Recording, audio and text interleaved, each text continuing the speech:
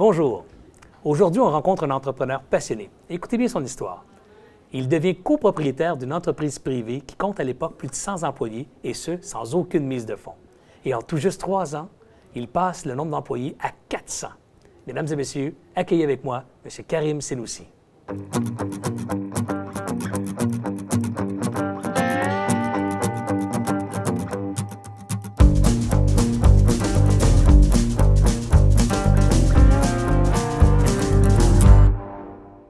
Bonjour, je vous parlais d'un entrepreneur passionné. Écoutez ça, il a réussi un grand chelem dans sa carrière. Un grand chelem, c'est 3 grands coups. Le premier, j'en ai parlé, il est devenu copropriétaire d'une entreprise privée sans mise de fonds. Le deuxième, c'est qu'il a bâti une équipe de 900 personnes en tout juste 3 ans. Et son troisième grand coup, il a redressé une entreprise privée en difficulté financière. Et en 3 ans, il a triplé le nombre d'employés à 300 et évidemment l'a ramené sur le chemin de la profitabilité. Ça, c'est un performant. Karim Senoussi, merci d'avoir accepté mon invitation. Bonjour Serge, c'est un grand plaisir pour moi. Karim, j'aimerais ça, dans les grands coups, que tu insistes ou du moins que tu nous détailles comment on devient actionnaire d'une boîte privée sans capital. Bien, écoutez, je peux juste témoigner avec mon expérience à moi ce qui s'est passé. C'est qu'en fait, j'avais été témoin de des gens qui avaient parti une entreprise. Et quand ils l'ont parti, il y avait eu certains succès, il y avait eu de la croissance, vécu certains défis. Dans quel domaine, Karim? Dans le domaine de la sécurité. OK, sécurité de personnes? Bien, sécurité assez large, dans le sens avec des agents de sécurité, des voitures de patrouille. Parfait, on connaît. Parfait, exactement. Donc, ce qui s'est passé, c'est que l'actionnaire majoritaire désirait se retirer. OK. Le fils désirait continuer. Donc, ils étaient 2 à l'époque. Exactement. Ils étaient 2, et ce qui s'est passé, c'est que leur conseiller leur avait bien fait remarquer aussi que ça prenait plus de liquidité. Donc, ils cherchaient quelqu'un qui allait investir de l'argent parce que le modèle d'affaires, à chaque fois qu'il y avait des nouveaux clients, bien, il fallait payer plus de ressources, ça prenait des liquidités. Donc, si je comprends bien, le nouvel actionnaire devait mettre de l'argent dans l'entreprise et racheter le père qui voulait quitter. Exactement. Et il y avait aussi un troisième joueur qui était comme un compétiteur qui allait devenir aussi un des propriétaires à l'intérieur de ça. Donc, ce qui s'est passé, c'est que moi, on se connaissait depuis des années, il y avait une grande confiance parce que quand je payais mes études, ils m'avaient vu travailler dans certains projets, fait qu'il y avait une confiance. J'avais aussi une admiration pour ce qu'ils avaient fait. Par contre, je n'avais pas de liquidité. Dans mon cas, j'en avais pas. Donc, ce que j'ai fait, j'ai vraiment écouté leurs besoins, cherché à comprendre qu'est-ce qu'eux avaient besoin. Ça, c'est un des grands secrets des gens qui réussissent, écouter les besoins. Exactement. Merci. Mais en fait, eux, ce qu'ils avaient besoin, c'est de, un, protéger l'argent qu'ils avaient déjà accumulé, qu'ils avaient déjà bâti. Deuxièmement, s'assurer que la compagnie allait continuer à croître et ces choses-là. Donc, pour le premier point, ça a été relativement facile. Il y a un terme, une cristallisation. Ils ont pris l'argent qui leur appartenait et l'ont cristallisé. Donc, ils étaient rassurés là-dessus. L'entreprise n'avait plus la même valeur, mais elle avait quand même une valeur d'achalandage. Donc, ce qu'on a fait, c'est qu'on a déterminé combien ça valait et je me suis engagé personnellement à rembourser sur tant d'années un certain montant. OK. Ça, c'était une chose. Donc, avec ça, tu es devenu majoritaire dans l'entreprise? À ce moment-là, je suis encore minoritaire. Il y a une autre chose qui s'est passée. L'entreprise avait vraiment besoin de liquidité. Donc, ce qu'il a fallu que je fasse, parce que l'institution financière les tenait très serrée, ce qui était difficile pour la croissance. J'ai réussi, avec force de présentation, à expliquer qu'ils pouvaient devenir un meilleur partenaire et ils ont accepté, finalement, d'être plus généreux dans les liquidités qu'ils nous apportaient. On a gagné beaucoup à ce point-là. Dans certaines choses que j'ai mises en place, que ce soit au niveau de la liquidité ou au niveau logiciel, des choses comme ça, ça a fait en sorte que mon partenaire a dit, Patrick a dit, j'aurais aimé mieux être partenaire juste avec toi. L'histoire de l'acquisition du compétiteur, ça n'a pas été ce que je pensais. OK, donc la troisième roue, exactement, finalement. Exactement, qui n'était pas dans la même philosophie. Il était plus cow-boy, je dirais. Il avait bâti quelque chose, mais c'était pas la même philosophie de professionnalisme. Donc, à ce moment-là, j'ai dit, écoute, si t'es sérieux... À ce moment-là, c'est combien de temps, ça? Ça, c'est après 3 mois. Ah, juste 3 mois après? À l'intérieur de 3 mois, les choses qui avaient été mises en place. Okay. Donc, j'ai dit, si t'es sérieux, j'ai dit à 50-50, je vais aller chercher le financement puis on va trouver une solution. Tu vas aller chercher le financement pour acheter le troisième. Exactement. Fait que la BDC a fait une présentation. BDC est devenu partenaire puis ils ont financé cette acquisition, cette acquisition-là, si on veut, qui fait que je suis devenu seul propriétaire avec Patrick à 50-50. Bravo, c'est assez impressionnant. C'est un peu technique, mais je comprends que pour les besoins de la cause, il fallait y arriver d'une part. Mais deuxièmement aussi, ce que j'aimerais souligner, c'est peut-être justement le fait que c'était une bonne compréhension de ta part de la structure financière et des mécanismes financiers qui t'ont permis finalement de t'immiscer dans une entreprise. Exactement. Si tu n'avais rien connu, ça n'aurait pas été possible. Effectivement. C'est plusieurs facteurs ensemble. Le facteur de la confiance, d'être créatif, de mettre des choses en place qui ont montré des résultats rapidement, qui ont rassuré au niveau des institutions financières. Fait que c'est plusieurs choses combinées. Bravo, j'aime ça. Écoutez, Je vous invite à nous suivre dans la prochaine capsule où on va voir le grand secret de Karim. Je vous explique, Karim, non, mais il faut être pas tout modeste. Il a quand même réussi 3 fois, donc à 3 reprises, des grands succès. Puis ça, c'est quand même exceptionnel. Et dans la prochaine capsule, on va aller écouter un peu plus c'est quoi le secret du succès selon Karim Senoussi. Karim, ce qui m'impressionne beaucoup dans ton histoire, c'est que tu as réussi 3 grands coups dans ta carrière, 3 fois le succès. J'aimerais ça que tu fasses avec moi un retour, ou pas un retour, mais un regard sur les éléments clés qu'on retrouve dans ces 3 succès-là. Bien, je pense, Serge, à la base, c'est d'avoir bâti des équipes. Dans tous les cas, c'est d'avoir bâti des équipes. C'est les gens qui se greffent avec nous, qui croient à notre vision et qui travaillent fort avec nous. Bien important quand je parle de vision, je ne parle pas d'une phrase écrite sur un mur. Là. Je parle, oui, d'une vision qu'on a, mais qu'on vit vraiment et que les gens adhèrent. Et les gens voient qu'on la respecte. C'est suffisant, ça, Karim, une vision, puis que tu y adhères pour qu'on dise que, wow, j'ai fait du succès incroyable, j'ai bâti des grandes équipes parce que j'ai une vision claire, puis j'y crois? Bien, il y a plusieurs éléments. Je réponds en disant, un des éléments qui, d'après moi, sans ça ne peut pas fonctionner. OK. Okay? Dans mon cas à moi, ça a été ça. Ça veut dire qu'on a eu une vision, les gens y ont adhéré. Parce que dans notre cas, c'est toujours au niveau de la qualité. C'est correct, il y en a qui ont des modèles d'affaires où ils vont offrir des services à bas prix ou le moins cher. Ça n'a jamais été notre cas, on n'a jamais été choisi pour notre prix, mais toujours pour la qualité. Donc, c'est de savoir s'entourer à des gens qui voient qu'on est comme ça et qui ont aussi cette philosophie-là. Ça, c'est une des choses. Mais une autre chose qui est importante aussi, c'est de faire en sorte qu'on innove, on va chercher des clients d'une façon spéciale, on a une profitabilité, donc on est quand même capable de respirer. Tu as dit on innove. Là, j'aimerais ça en entendre un peu plus. Ça aussi, c'est facile à dire, on innove, mais qu'est-ce qui était innovant chez vous? Bon, un des exemples que je pourrais te donner, nous, il y a un contrat qu'on voulait absolument aller chercher. Donc, c'était la compagnie qui avait le plus de réponses d'alarme, qui avait plus de monitoring au Québec, et nous, on voulait répondre à leurs alarmes avec nos voitures de patrouille. Méchant gros client. Méchant gros client. Méchant gros client, et qui était déjà servi par la plus grosse compagnie de sécurité au monde. OK. Puis là, nous autres, on est les 2 petits, on est 2 propriétaires, on est les 2 dans la trentaine, puis on se dit, on va aller chercher ça. Donc, finalement, il a fallu bien comprendre le marché, on s'est très bien positionné, on a fait des bonnes choses. Une autre des choses qu'on a faites aussi, c'est qu'à un moment donné... Tu parlais d'innovation, qu'est-ce que vous avez fait? Oui, exactement ça. C'est qu'à un moment donné, j'ai été obligé de créer un logiciel parce qu'on ne voulait pas perdre d'argent dans quelque chose au niveau de la patrouille. Et ce logiciel-là, c'est, par le fait même, rendu un outil démarquant que le compétiteur n'avait pas. Donc, c'est ça, cette innovation-là. Exactement. Fait quand on a réapproché le client, on a dit, nous, on est capable d'avoir des statistiques précises, on est capable de fournir des graphiques, toutes des choses comme ça, ce que l'autre fournisseur n'était pas capable de faire. Et on a été capable, on a dit, on va investir dans les voitures, dans les superviseurs, ces choses-là, mais avec ce logiciel-là, on a été capable de charger environ 20 plus cher quand on a obtenu le contrat. Attends. Là, tu me dis, un gros client qui fait affaire avec la plus grande compagnie au monde, Absolument. Et toi, le petit, tu étais capable de charger 20 plus cher. Mais il y avait une raison importante. Oui, puis laquelle? C'est qu'eux, ils chargeaient des frais mensuels à leurs clients pour monitorer leurs alarmes. OK. Quand il y avait une réponse d'alarme qui n'était pas bien répondue, OK, c'était périlleux. Eux, c'était périlleux de perdre le client où ils tombaient dans les excuses. Ça tombait dans une grosse administration, ils pouvaient perdre des clients. Alors, nous, on s'est dit, on va augmenter votre image, votre qualité de service sur la réponse d'alarme pour pas que vous ayez à vivre ça. Et ça, vous étiez capable de le faire parce que vous aviez ce logiciel innovant que les autres n'avaient pas. C'était un des éléments. C'était innovant, mais aussi parce qu'on avait des bons superviseurs, on avait mis des bonnes équipes en place. On a tout ça. Okay. On a tout ça, des bons superviseurs, des bonnes équipes en place, non? Non, pas vraiment. Okay. Je dirais que c'est surprenant comment qu'en business, on peut avoir du succès juste en faisant les bonnes choses. Parce que, étrangement, beaucoup de compagnies, ils coupent, on dirait, les coins ronds. Fait que quand... C'est ça qui est étonnant, Karim. Je parle à beaucoup d'entrepreneurs, j'entends toujours les mêmes mots, mais ce que je veux dire, c'est que tous les entrepreneurs vont dire on prend soin de notre personnel, on engage du bon personnel, la qualité, c'est important. Mais moi, j'aime ça entendre des gens qui me disent concrètement comment ils ont fait ça, comment tu as traduit qualité dans ton entreprise pour que ça devienne du concret. OK. Puis si je peux revenir aussi un petit peu, tu parles du personnel, OK? Ouais. On avait un taux de rétention d'employés qui était plus élevé, ces choses-là. Mais je vais te conter une anecdote avec quelqu'un, parce que ça m'a marqué. Donc, à cette époque-là, il y avait un employé qui était agent, superviseur, patrouilleur. Mais juste te dire, à peu près 10 ans plus tard, OK? Moi, je ne suis plus là, j'ai vendu, puis ces choses-là. 10 ans plus tard, il est revenu travailler avec moi, OK, dans un projet que j'avais. Et il a accepté, parce que je n'avais pas de rôle pour mon client aussi important que le poste qu'il occupait actuellement. Il m'a dit, Karim, j'aimerais ça venir avec toi. Même si tu n'as pas de rôle, je suis prêt à prendre une diminution de salaire pour l'instant. Si un jour, j'ai confiance que dans le fond, la business va monter, puis je pourrais rétablir mes choses. Et c'est ce qu'il a fait. Et au début, il y avait une vingtaine de personnes à sa charge. Et finalement, il y en avait plus de 300 par la suite. Et quand il s'est fait appeler par une chasseuse de tête, qui lui a offert presque le double de ce que mon client lui offrait, Il a décliné l'invitation en disant non. Avec Karim, on a des beaux projets, on travaille des choses, ça va bien, des beaux clients, une bonne équipe en place. C'était Dieu pour lui, là. C'est pas ce mot-là que j'utiliserais du tout, mais c'est le genre de relation qu'on peut bâtir avec certaines personnes. Tu peux pas bâtir ça avec tout le monde, mais tu sais, quand il y a des bons joueurs... Puis ce que tu me dis, Karim, c'est que tu réussis à bâtir ce genre de relation-là, ou du moins cette admiration conjointe, puisque tu sembles avoir une grande admiration pour lui aussi, là, par l'application d'une vision claire et l'adhérence à cette vision-là de la part du management? Adhésion et de faire des choses, d'avoir le sentiment. Un autre exemple.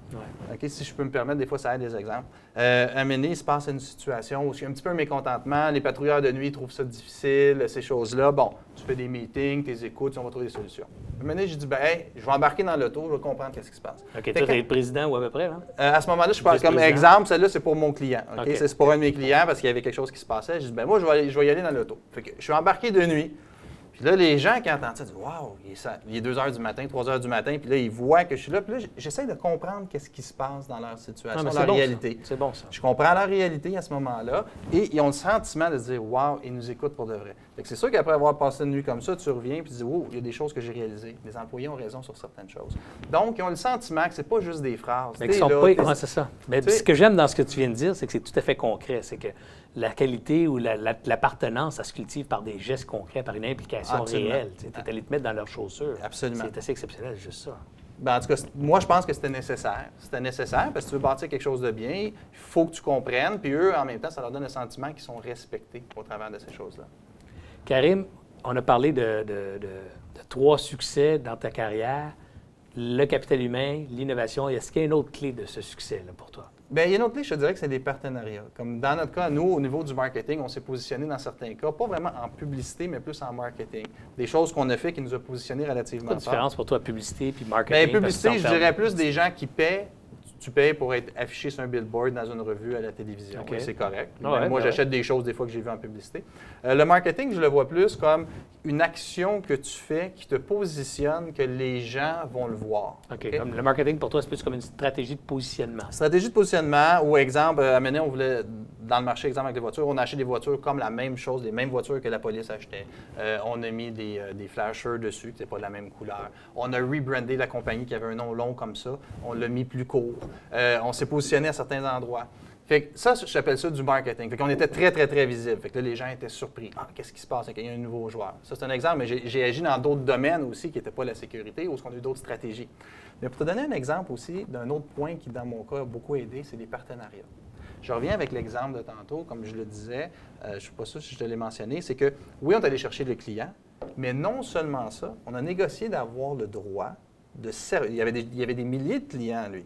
Qu'on avait le droit de servir ses clients pour des services complémentaires qu'on offrait, que lui n'offrait pas. Donc ça, c'est une bonne idée. C'est qu'en fait, vous êtes allé voir plus loin que la relation avec votre client. Vous avez dit, Exactement. y a une opportunité en dehors de cette relation? Exactement. Et lui, dans le fond, on a dit, ben oui, parfait, je suis à l'aise avec ça. Donc, si on répondait, exemple, à une alarme, par la suite, il y avait besoin de gardiennage pour une autre raison, il pouvait faire affaire avec nous directement. Et on avait automatiquement une crédibilité. C'est sûr que ça l'aidait. Écoute, on servait l'aéroport de Montréal, Ubisoft, EWIT, c'est ça aidait pour la crédibilité de l'ensemble. Mais c'est ça un petit peu, c'est de bâtir sa crédibilité avec des choses vraies. Puis quand tu as une excellente rétention, puis on peut avoir roulé pendant des années, des fois à 100 de rétention, bien, ça ne fait que ceux qui parlent de toi parlent en bien, les autres, ils ne te connaissent pas, mais tu fais ton bout de chemin. Ça a été une chose, moi, qui a été toujours très importante, le niveau de rétention. Je fais un recap de tes éléments de succès. On a parlé de capital humain, donc une bonne force, l'innovation. On a parlé du marketing, d'une stratégie marketing et tout ça, de la crédibilité. Est-ce qu'il y a un autre élément? Ah oui, le partenariat. Les partenariats. Puis je dirais à la base que c'est ça. C'est vraiment toujours de donner l'exemple.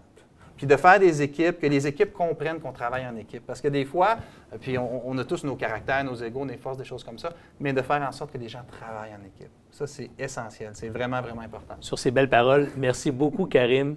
Mesdames et messieurs, c'était Karim Senoussi. Revenez-nous dans la prochaine capsule.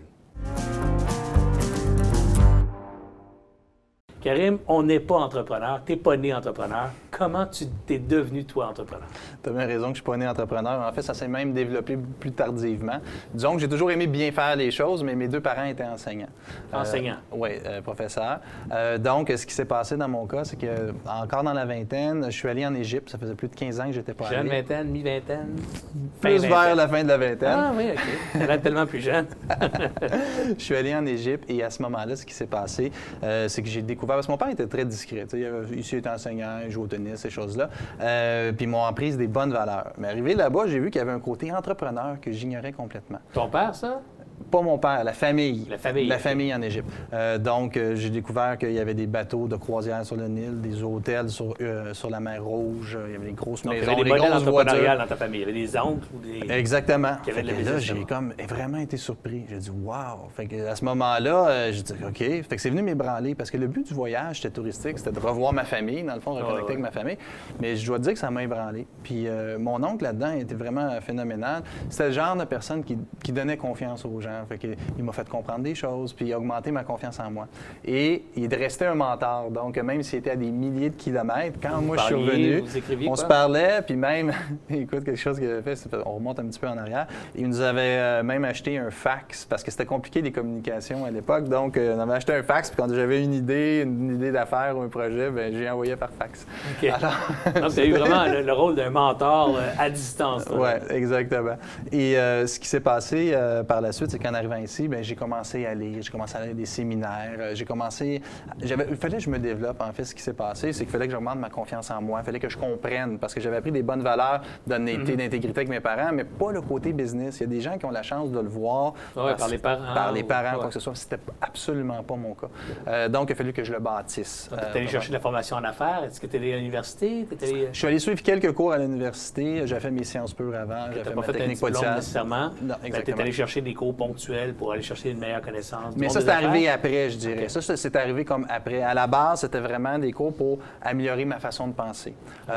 Au niveau de la communication, j'avais besoin d'améliorer ma communication, d'améliorer mon écoute. Donc, ça a été plusieurs... Donc, tu as travaillé d'abord beaucoup sur toi, ce que j'entends. Oui. Moi, ça a été vraiment travailler sur moi qui a été nécessaire. Avant que tu puisses bâtir une équipe et que des gens aient le goût de te suivre, il faut que toi-même, tu sois quelqu'un... Qui fasse les bonnes choses. Donc, il a fallu que je travaille sur moi beaucoup. Puis c'est ce qui s'est passé, dans le fond. En faisant ça, la vie fait en sorte que des opportunités sont présentées, d'où où ce que je suis devenu copropriétaire. Et ta première opportunité d'affaires, c'est celle où tu es devenu copropriétaire. Tu es rentré les pieds dans une business qui avait déjà une centaine d'employés. C'était ton premier. Tu n'as pas eu un peu la crainte d'être l'imposteur dans l'histoire? Pas imposteur. Parce que tu n'avais pas d'expérience nécessairement. Là, puis là, tu gères 100 quelques employés. Oui, tu as tout à fait raison que écoute, ça a été très intense. Là. Puis, écoute, puis ce que j'ai fait, par exemple, c'est que je me suis entouré. J'appelais comme quelqu'un que je savais qui était comptable, quelqu'un l'autre, parce qu'il fallait que j'apprenne des termes, il fallait que je comprenne, il fallait que j'apprenne à comprendre c'est quoi un bilan financier, c'est quoi la liquidité. Donc, j'ai été obligé d'avoir, excuse-moi l'expression, un crash course assez rapide, mais d'avoir des gens, parce qu'il n'y a pas juste eu mon mentor en Égypte, après ça, j'en ai eu ici au Québec. Mais donc, j'ai été obligé d'apprendre très rapidement, parce qu'effectivement, je me donnais une obligation de réussite, puis une pression énorme. Je me suis tiré les cheveux. J'ai eu des nuits difficiles, des fois. Dirais-tu que tu étais un gars compétitif? Oui, probablement compétitif. Et tu pensais que c'est une qualité? Tu me fais rire, parce que tu dis, oui, probablement. Tu écris dans ta passe, tu es compétitif.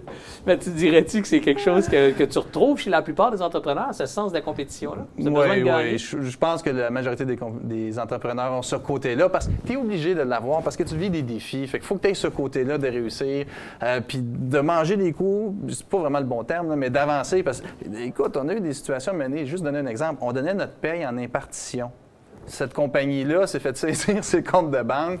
Ça va pas bien. Non, ça va pas bien. On ne pouvait même plus faire de paye parce que le système de paye, c'est eux qui le géraient. Okay. Fait que des défis, on a envie. Fait que faut que tu aies la passion, mais une chose qui est bien importante, c'est que tu aimes ce que tu fais. Il faut que tu aimes ce que tu fais. Tu ne peux pas penser juste en business, juste pour dire je me lance en business parce que tu dis je vais être mon patron, puis ci, puis ça. Non, il faut que ce soit quelque chose qui te passionne. Parce que des heures, il va en avoir, de l'énergie, il va en avoir, puis il va y avoir aussi des reconnaissances. Karine, tu as certainement eu beaucoup de succès, mais tu as dû avoir un ou deux échecs, ou du moins un ou deux revers. Parle-moi de celui le plus cinglant, le plus fatigant, celui qui était plus marquant dans ta vie.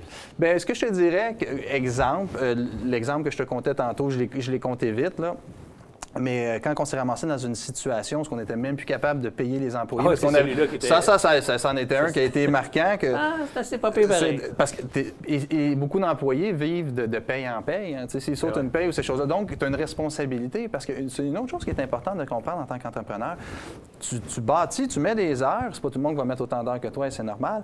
Par contre, tu as une responsabilité face à ces gens-là qui te font confiance. C'est pas ça ce que tu dis. Parce qu'en fait, le rôle de l'entrepreneur, c'est aussi d'être dans la mesure de comprendre qu'il y a une grande responsabilité. Une énorme responsabilité.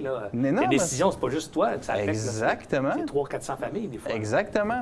Donc, mais c'est drôle, hein, parce que souvent, on parle de relations. Juste de donner un exemple. Quand ça s'est passé que la compagnie qui faisait des payes par impartition s'est fait saisir, Pricewaterhouse était là, il y avait un employé de cette compagnie-là que moi, j'essayais d'améliorer un peu, de personnaliser leur logiciel à nous. J'avais bâti une bonne relation avec. Bien, il a été capable de dire, bien, je vais te sortir tes fichiers, au moins l'information de tes fichiers, parce qu'on n'avait rien, on ne savait même pas comment il fallait payer nos employés. Donc, je vais te sortir tes fichiers. Puis avec ces fichiers-là, on est allé voir banque par banque, avec des fichiers, des chèques certifiés, puis dire, s'il vous plaît, pouvez-vous payer nos employés, puis ces choses-là. Mais à la base, c'est drôle, ça revient toujours à la relation. Cette personne-là, c'était juste parce qu'il avait une confiance en moi, parce qu'on avait une belle relation d'affaires, qu'il a accepté de faire ça. Mais Karim, c'est important ce que tu dis, parce qu'il y a souvent le stéréotype de l'homme d'affaires, c'est un requin, c'est un méchant, c'est un dur. Puis toi, tu as l'air tout d'un tendre, tout un charmeur quasiment. Là. Je ne suis pas capable de requins. Probablement. Moi, je ne viens pas du monde, je ne suis pas né entrepreneur ou quoi que ce soit. Fait que moi, à la base, j'ai été élevé par des parents qui m'ont donné que des bonnes valeurs. L'intégrité, le respect. Ça ne veut pas dire que les requins ont des mauvaises valeurs. Non, c'est pas ça que je veux dire. Mais ce que je veux dire, moi, je n'ai pas connu le côté requin. Je veux juste dire que je ne l'ai pas connu. Donc, moi, j'ai connu ça. Donc, quand je suis devenu entrepreneur, j'ai bâti sur les valeurs que j'avais. Puis moi, ça m'a bien servi. Mais je ne dis pas que c'est la seule façon, effectivement. Des fois, tu vois des grands succès de des gens qui ont bâti des choses qui ont peut-être fait différemment, mais moi, pour être heureux et être capable de le faire, il faut que ça soit en fonction de mes valeurs. Merci beaucoup, Karim. C'est très, très inspirant comme discours et très rafraîchissant également. Mesdames et messieurs, revenez-nous dans le prochain segment, question de point de vue, où nous pourrons entendre Karim s'exprimer sur différents sujets que je regroupe avec plusieurs autres entrepreneurs. Merci. Mesdames et messieurs, bonjour et bienvenue à Nouveau Modèle d'affaires. Question de point de vue avec mon ami Karim Senoussi. Karim, bonjour. Bonjour, Serge. Karim, dans tous les livres que tu as dû lire dans ta carrière, il y en a certainement quelques-uns qui t'ont influencé plus que les autres. Lesquels? Bien, en fait, c'est beaucoup dans les premiers livres. Ceux que j'ai lus à mon retour d'Égypte, quand j'ai commencé à m'ouvrir à l'entrepreneuriat. Il y en a un qui est de Napoleon Hill, Think and Grow Rich. En français, c'est Réfléchissez et devenez riche. Merci. C'est un vieux livre, ça. Un vieux livre des années 30. En fait, ce livre-là m'a vraiment fait réaliser le côté entrepreneur parce que c'était une analyse des entrepreneurs qui avaient vraiment réussi. Donc, il y avait un grand résumé, il y avait beaucoup de substance dans ce livre-là et dans mon cas, moi, ça m'a beaucoup aidé. Qu'est-ce que tu en tiens principalement? Bien, j'en ai retenu au fait que, premièrement, c'était possible d'être entrepreneur, de voir des exemples que je n'avais pas côtoyés dans ma famille. Okay. Mais il y avait un autre élément aussi. Quelqu'un qui a mené voulait faire quelque chose de grand, puis il s'est lancé au complet. Fait que moi, je trouve que c'est ça. Des fois, quand tu as un commitment, tu te dis, bon, mais je vais le faire. B, pas de plan B, on saute. C'est exactement ça. Il y avait pas de plan B. Il s'était assuré que... Tu dirais-tu ça que les entrepreneurs, ils n'ont pas de plan B? Bien, souvent, il peut en avoir un, mais souvent, quand tu n'en as pas, tu vas y aller avec plus de gosse, plus d'énergie parce que tu y crois plus. Exactement. Tu y crois tellement, là, que, c'est ça, on y va. La stratégie Cortez. Hein? Cortez, le général. C'est celui qui a brûlé. Il a brûlé le bateau, bien sûr, on n'a pas le choix. Exactement, j'ai lu ça aussi. Je ne sais pas si c'était dans ce livre-là ou je l'ai lu ailleurs, mais ça m'avait marqué. On va être obligé de gagner, il n'y aura pas de bateau, sinon vous ne reviendrez pas en... Réfléchissez, devenez riche, de Napoléon Hill. Quel autre livre? De Dale Carnegie. Laisse-moi deviner, c'est Comment se faire des amis et influencer les autres. Exactement.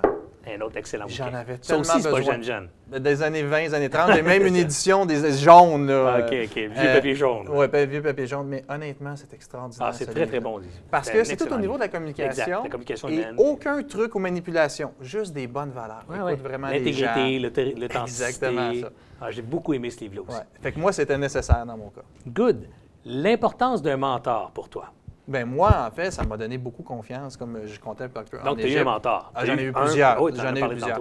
Comme présentement, ici au Québec, quelqu'un, Pierre Brodeur, qui a réussi. Parce que c'est drôle, parce que des fois, des gens regardent mon parcours, j'ai réussi dans différentes industries. OK. Puis, ce que je regardais aussi, je regardais Pierre, puis je me disais, bien, lui, dans le fond, à l'époque Pierre, c'est ton mentor d'aujourd'hui. Oui, à l'époque des Chagnons, chez Vidéotron, on développait des choses à l'international, chez Sico, chez Steinberg, chez Weston. Mais qu'est-ce qu'il y a en parallèle? Qu'est-ce qu'il y a de commun à toutes ces industries qui ont des produits et services différents? Oui, exact. Qu'est-ce qu'il y a? Des humains. Bien voilà. Du capital humain. Tu bâtis des équipes. tu fais des stratégies, il faut que tu innoves, puis tout ça. Mais encore une fois, c'est Qu'est-ce que les ton humains. mentor t'a apporté de concret? Là? Parce que là, ton mentor ou tes mentors Oui, t'ont j'en ai eu apporté de plusieurs. Ben, dans le fond, il m'est arrivé des moments de doute, de remise en question. Entrepreneur, c'est pas toujours facile. Je sais ton parcours, mais je ne sais pas à l'intérieur de ça ce que tu as vécu. Mais moi, j'ai eu La des même chose périodes. que toi, des hauts et des bas. Des hauts et des Et bas, voilà. des périodes de doute. Puis même des fois, amener de prendre des décisions, OK, est-ce que je vends, des choses comme ça. Puis des fois, même la nuit, des fois, j'ai déjà pas dormi la nuit pour des situations de liquidité financière, comment on va faire pour arriver, On des est choses tous comme ça. passés par là. Et amener de dire, bon, est-ce que je suis rendu à une autre étape ou ces choses-là. Et c'était tellement drôle. Je suis allé voir un de mes mentors. En 5 minutes, il m'a donné confiance, il m'a fait voir, il m'a résumé toute la situation, puis j'ai dit, parfait, je passe à un autre projet. C'est bon ce que tu dis, il m'a donné confiance. C'est-à-dire que le mentor a à peu près la décision de ta place. Il ne t'a pas dit Absolument quoi pas, faire. Il t'a absolument plutôt pas. encouragé dans ta décision, ou t'a aidé à Exactement. prendre ta décision. Exactement. C'est Parce qu'un excellent. mentor n'est pas là dans le day-to-day. C'est drôle parce qu'il est toujours disponible. Hein? Il est toujours, que ce soit un coup de téléphone, hey, on peut-tu aller luncher? On se trouve toujours une façon. Mais c'est pas quelqu'un que tu vois toujours, c'est pas quelqu'un qui va t'aider dans ton day-to-day, mais qui a un Puis rôle j'aime, important. tu m'as dit que tu avais encore des mentors, Ouais, tu avais absolument. encore un mentor, c'est excellent. Autre question, qu'est-ce que tu donnerais comme conseil à un entrepreneur aujourd'hui? Premièrement, de choisir quelque chose, de rentrer entrepreneur dans quelque chose qui te fait vibrer. Pas rentrer en business juste pour dire que je suis en business. Et d'avoir le côté aussi de savoir bien s'entourer, de penser au financement. Fait que tu me demandes un conseil, mais c'est Ouais. obligé, ça en prend quelques-uns. Je ne peux pas te donner une bonne recette de gâteau au chocolat en disant juste chocolat. Là. Ça Non, prend une couple d'éléments. Donc, Ces éléments-là, Ces capital éléments- humain, tu m'as dit? euh, Un peu ce que tu premièrement, pourrais la vision, de savoir s'entourer, d'être un mobilisateur, OK. d'aller chercher de l'aide externe. Ça peut être soit par un mentor, des Mhm. fois ça peut être par un consultant, ça peut être par aller suivre une formation, peu Ça importe. prend de l'humilité, ça, par exemple. C'est pas tout le monde qui est prêt ou qui est ouvert à aller chercher de l'aide externe comme ça. Bien, ça dépend du succès que tu veux. Donc, Parce on pourrait peut-être dire que ça prend de l'humilité. Bien, nécessaire, absolument. Parce que tu avances, tu as une équipe qui te suit, puis tu t'en vas dans une direction. Tu ne peux pas être parfait au travers de tout ça. Donc, tu as besoin d'apprendre toi-même. Puis c'est là que ça devient important. Quand ton équipe, les gens ont toujours eu le droit à l'erreur. Toujours eu le droit à l'erreur. Je ne parle pas de la même erreur répétée 7 fois, là, que c'est de la nonchalance, mais tu sais, une erreur de bonne foi, OK, Ah ouais. parfait, c'est beau. Fait que quand tu as donné le droit à l'erreur à l'autre, quand toi, tu en fais une, mais ils savent que tu avais un bon objectif, bien, ils te respectent. T'sais. Fait que ça, c'est un des éléments. Mais le financement aussi, parce que d'avoir une bonne idée, d'avoir de la vision, c'est important, d'avoir une équipe, mais le financement ou la liquidité ou peu importe, l'argent... a une Maîtriser cet certaine aspect-là aussi. Maîtriser cet aspect-là, parce que des fois, les cycles de vente, il faut comprendre les cycles de vente, il faut comprendre qu'en croissance... C'est une bonne brochette de conseils. C'est une bonne brochette de conseils.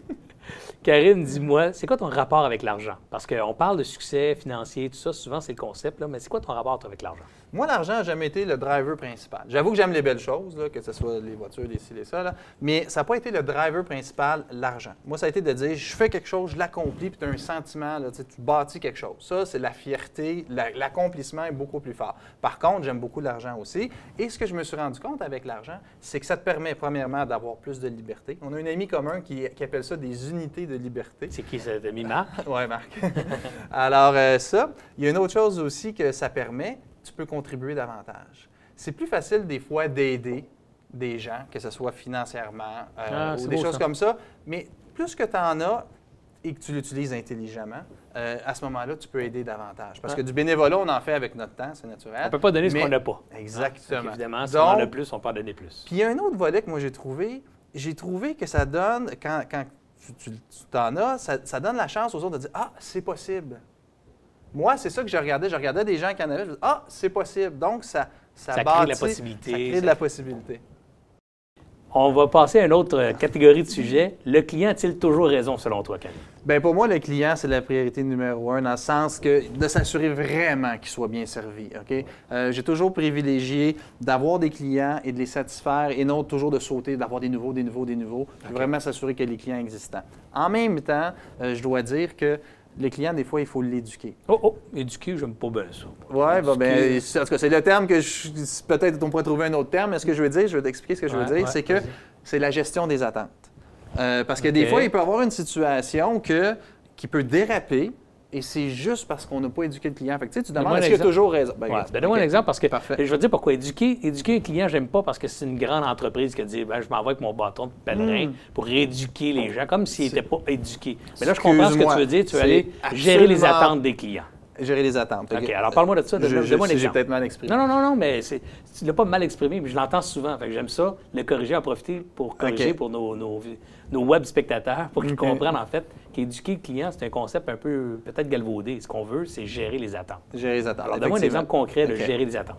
On a un client, c'est dans le domaine financier, on lui fait une proposition. Ils regardent ça, ils n'ont pas les budgets pour la grosse stratégie, fait qu'ils vont avec, des fois, ils utilisent des besoins plus ponctuels. Parfait, comme 3 à 5 ressources. Quand je parle d'une ressource, c'est un être humain formé qui fait quelque chose pour eux. Et subitement, il y a une journée, je regarde mes emails sur le téléphone, puis je lis de l'assistante du client qui dit « Bien, c'est ça, si vous n'êtes pas capable de fournir, on va trouver une autre compagnie. » Oh! Je suis figé, qu'est-ce que c'est ça? Fait que là, je lis tout l'historique, pour dire que finalement, c'est à partir d'une demande qui était, nous aimerions avoir finalement le projet qui avait déjà été parlé, mené tout d'un coup, ils ont débloqué des budgets, puis ils ont dit, on aimerait avoir 24 ressources le plus rapidement possible. Quelqu'un chez nous, directeur des opérations, qui a fait exactement la bonne chose, il dit, écoutez, parce qu'avant de te commettre quelque chose, il faut que tu sois sûr, il dit, écoutez, on va regarder, ça va prendre combien de temps pour pouvoir vous les fournir, pas sûr qu'on va être capable demain. Alors, comment ça dérape? Là, ça dérape, ça monte jusqu'au vice-président exécutif, puis ça finit par, bien, si vous n'êtes pas capable, on va... Bon. Alors, tu as géré ça comment? Donc, j'ai appelé le client direct. Bonne réaction. J'ai appelé le client, j'ai dit, écoute, j'aimerais ça qu'on puisse se rencontrer. C'était à la fin de la journée, je partais bientôt. J'ai dit, as-tu vu la chaîne d'emails? Il dit, non, pas encore, je sors d'un meeting. J'ai dit, regarde ça, s'il te plaît, une grosse situation. Il regarde ça, parfait, je t'attends. Je suis allé le rencontrer. Puis il m'a dit, Karim, là, il l'avait pris, il dit, écoute, tu as toujours été un partenaire avec nous. Je comprends que là, on te met une pression. Mais je dis, premièrement, il faut comprendre qu'il n'y a aucune compagnie qui peut te livrer 24 personnes formées spécifiquement pour demain matin. J'ai dit, ça n'existe pas. Fait que là, j'ai dit, je suis mis en position d'échec en partant. J'ai dit, deuxièmement, j'ai dit, est-ce que c'est vraiment ce que vous avez besoin demain? Parce qu'au début, c'était le plus rapidement possible. Mais ça a dégénéré. Fait qu'il m'a dit, il a analysé ça, il a dit, non, ça m'en prend 8. J'ai dit, écoute, demande-moi-en... 8 pour demain. Oui, pas 8 pour demain. J'ai dit, demande-moi-en 8, mais le 24 le plus tôt possible. Oh oui, j'ai dit, demande-moi-en 8, je t'en livre 18, puis je te livre les 6 autres après. Mais j'ai dit, demande-moi 24, j'échoue. Ben, c'est parfait. Fait qu'on a fait la stratégie. Je suis resté avec lui au bureau. On est resté du soir, écrire un beau email. Puis il l'a envoyé. Ça a été approuvé immédiatement par la haute direction. Et je mets vraiment important, ça a généré des millions de chiffres d'affaires. Ça a été le plus gros mandat qui a commencé. C'était la première fois qu'on faisait un gros mandat avec eux. Puis par la suite, on a tellement eu de résultats qui ont continué. Mais c'est important parce que les gens sous-estiment des fois à quel point le traitement d'une plainte, comment ça peut être important. C'est-à-dire que Walt Disney disait, lui, que la plainte, c'était une façon de fidéliser le client. Comment on répond à une plainte, c'est une des meilleures façons de faire du marketing. Absolument. Tu en fais une belle preuve éloquente. Dis-moi, au niveau gestion des employés, quelle distance tu gardes ou tu conseilles de garder avec les clients? Pas avec les clients, mais avec les employés. Avec les employés, moi, écoute, un peu ce que je mentionnais un peu plus tôt, je vais toujours être disponible ou s'il faut que je fasse quelque chose pour voir vraiment c'est quoi la réalité, je vais le faire.